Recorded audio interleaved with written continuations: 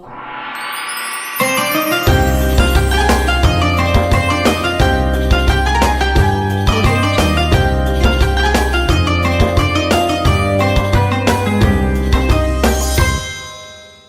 Jungle.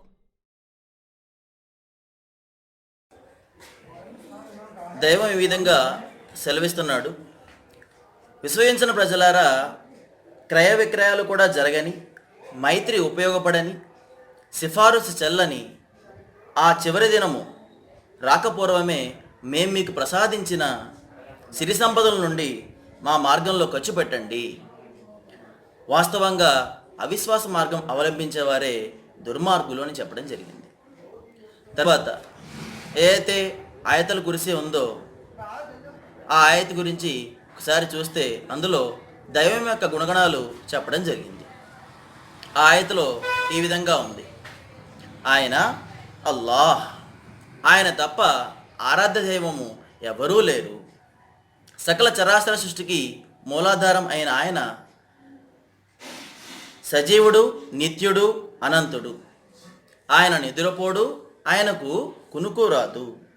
భూమి ఆకాశాల్లో ఉన్న సమస్తము ఆయనదే. ఆయన సమ్ముఖంలో ఆయన అనుజ్ఞ లేకుండా ఎవరు సిఫారసు చేయలేరు. ప్రజల ముందు ఉన్నదానిని ఆయన ఎరుగును, వారికి గుప్తంగా ఉన్నదాన్ని ఆయన ఎరుగును. ఆయన స్వయంగా తెలియచేయాలని అభిలషిస్తే తప్ప ఆయనకున్న జ్ఞాన విశేషాల్లో ఏ విషయము వారి గ్రహణ పరిధిలోకి రాదు. ఆయన రాజ్యాధికారము ఆకాశాలను, భూమిని పరివేష్టించి ఉన్నది.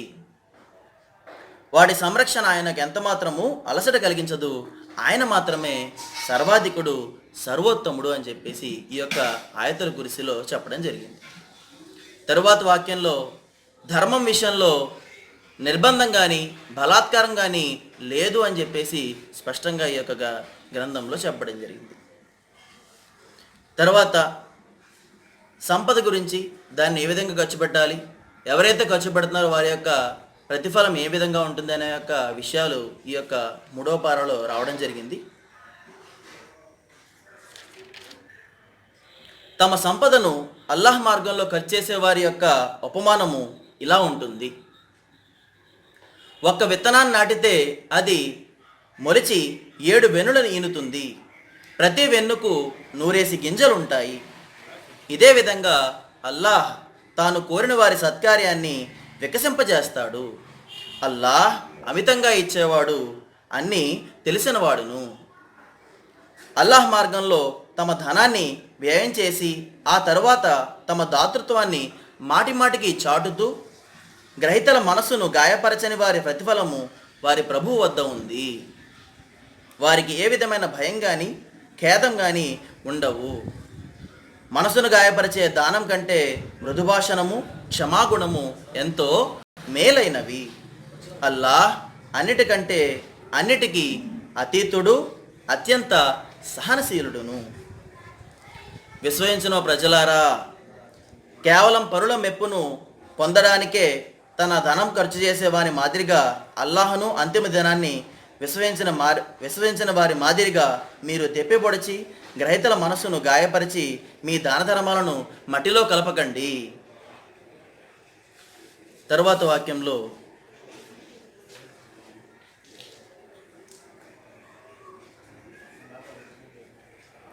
విశ్వసించిన ప్రజలారా, మీరు సంపాదించిన ధనంలోని మేము మీ కొరకు నేల నుండి ఉత్పత్తి చేసిన దానిలోని మేలైన భాగాన్ని దైవ మార్గంలో ఖర్చు పెట్టండి. ఆయన మార్గంలో ఇవ్వడానికి పనికిరాని వస్తువులను ఏరి తీసే ప్రయత్నం చేయకండి. ఒకవేళ ఆ వస్తువులనే ఎవరైనా మీకు ఇస్తే వాటిని మీరు తృణీకార భావంతో తప్ప మనసారా స్వీకరించరు కదా. అల్లాహకు ఏది ఏమాత్రం అవసరం లేని ఆయన మహోన్నతమైన గుణములు కలవాడిని మీరు తెలుసుకోండి. దారిద్ర్య ప్రమాదం చూపి శైతాన్ మిమ్మల్ని భయపెడతాడు. నీతిబాహ్యమైన నీచమైన మార్గం అవలంబించండి అని ప్రేరేపిస్తాడు. కానీ మిమ్మల్ని క్షమిస్తానని, అనుగ్రహిస్తానని అల్లాహ్ వాగ్దానం చేస్తున్నాడు. అల్లాహ్ అత్యంత ఉదార స్వభావుడు, అన్నీ తెలిసినవాడు. తాను కోరిన వారికి దివ్య జ్ఞానము ప్రసాదిస్తాడు. తర్వాత వాక్యాల్లో ఈ యొక్క వడ్డీ గురించి, వడ్డీకి సంబంధించిన ఈ యొక్క ఏదైతే నిషేధాజ్ఞ ఉందో వాటి ఆజ్ఞలు రావడం జరిగింది.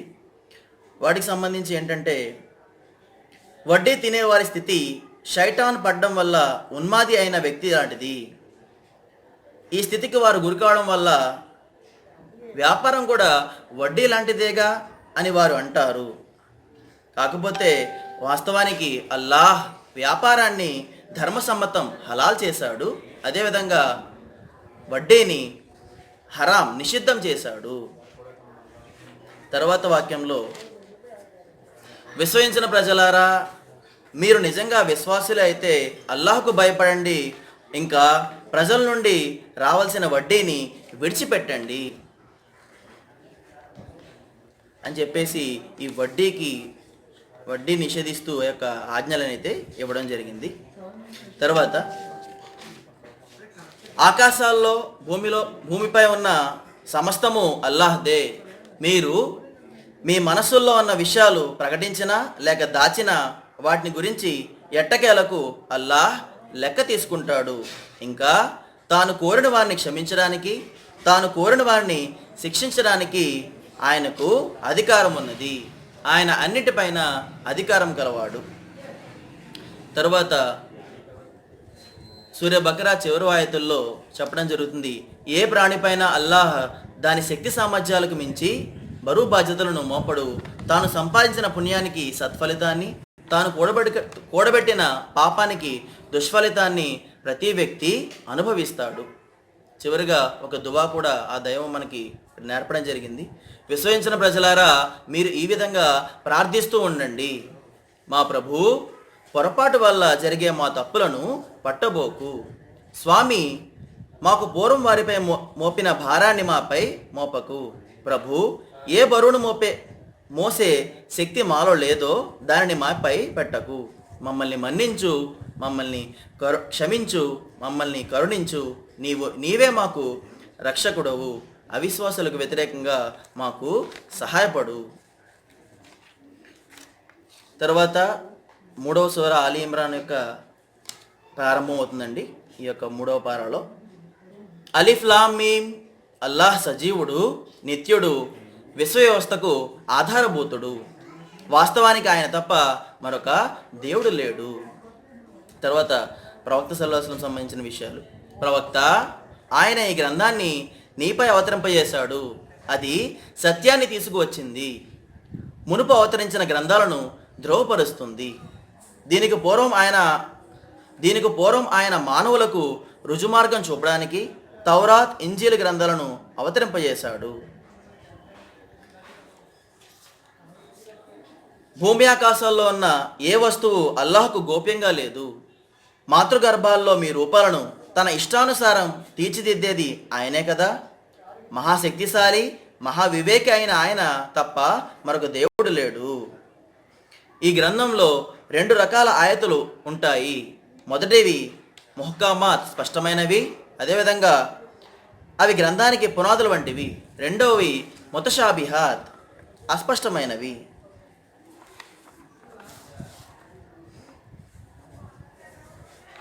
తర్వాత మానవుడు ఏ విధంగా ఈ యొక్క ఇహలోకంలో వేటికి ఆకర్షితుడవుతారో సంబంధించి కొన్ని ఆయతులు ఇక్కడ ఇవ్వడం జరిగింది. స్త్రీలు, సంతానము, వెండి, బంగారు రాసులు, మేలుజాతి గుర్రాలు, పశువులు, సేద్య భూములు వంటి వ్యామోహాలపై ప్రేమ ఆకర్షకంగా చేయబడింది. కానీ ఇవన్నీ అనిత్యమైన ఐహిక జీవన సంపదలు మాత్రమే. అసలైన ఉత్తమ నివాసము అల్లాహ్ వద్దనే ఉన్నది. ఇలా చెప్పు, వాటికంటే ప్రశస్తమైనది నేను మీకు తెలిపేదా? భయభక్తులు కల వారి కొరకు వారి ప్రభు వద్ద ఉద్యానవనాలున్నాయి. వాటి కింద కాలువలు ప్రవహిస్తూ ఉంటాయి. అక్కడ వారికి శాశ్వతమైన జీవితము లభిస్తుంది. తర్వాత ఈ యొక్క తాను తప్ప మరొక దైవం లేడు అనే సత్యానికి స్వయంగా అల్లాహే సాక్ష్యం ఇచ్చాడు. దైవదూతలు, సమస్త జ్ఞానులు కూడా ఆ మహాశక్తిమంతుడు, ఆ మహాజ్ఞాని తప్ప వాస్తవానికి మరొక దైవం లేడు అని నిజాయితీగాను న్యాయంగాను సాక్ష్యమిస్తారు. అల్లాహ్ దృష్టిలో అసలు ధర్మము కేవలం ఇస్లాం మాత్రమే.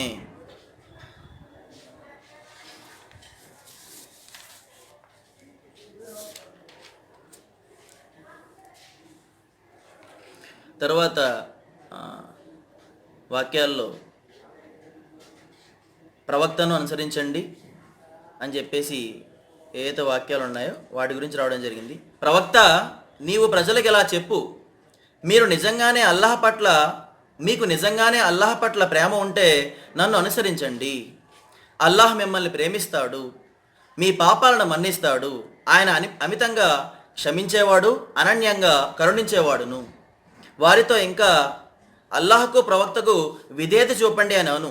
ఒకవేళ వారు నీ సందేశాన్ని స్వీకరించకపోతే అల్లాహ్ తనకు తన ప్రవక్తకు విధేయత చూపడానికి నిరాకరించిన వారిని ప్రేమించడం అనేది నిశ్చయంగా జరగదు.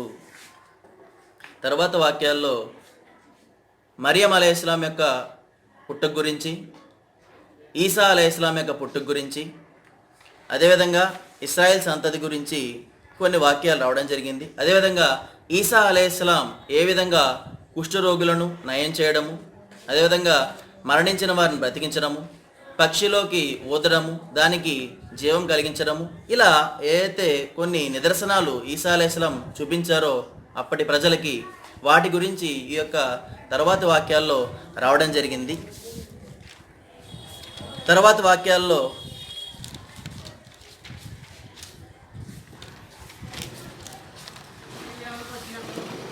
ఏదైతే ప్రవక్తను ఉద్దేశిస్తూ, ప్రవక్త, మేము నీకు వినిపించేవి సూచనలతోనూ వివేకంతోనూ నిండి ఉన్న గాథలు.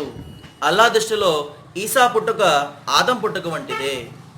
అల్లాహ్ ఆదమును మట్టితో చేసి అయిపో అని ఆజ్ఞాపించాడు, అతను అయ్యాడు. అసలు వాస్తవము అది మీ ప్రభు తరఫు నుండి మీకు తెలుపబడుతుంది. దాన్ని శంకించే వారిలో చేరిపోకు అని చెప్పేసి ఈ యొక్క ఈసా అలైహిస్సలాం పుట్టుకకు సంబంధించిన కూడా వాక్యాలు ఇందులో ఇవ్వడం జరిగింది. మరో ప్రధానమైన విషయము ఈ యొక్క పారాలో, మీరు అమితంగా ప్రేమించే వస్తువులను ఖర్చు పెట్టినంత వరకు మీరు సత్కార్య స్థాయికి చేరుకోలేరు. మీరు ఖర్చు చేసేదంతా అల్లాహ్కు బాగా తెలుసు. ఏదైతే విషయాలు రావడం జరిగిందో వాటిని వినడం కన్నా ఆచరించే భాగ్యాన్ని అల్లతల మనందరికీ ప్రసాదించుగాక. ఈ యొక్క రంజాన్ మాసం యొక్క శుభాలు మనందరిపై కురియుగాక. ఆమీన్. వాఖిర్ దావానా అల్హమ్దులిల్లాహి రబ్బిల్ ఆలమీన్.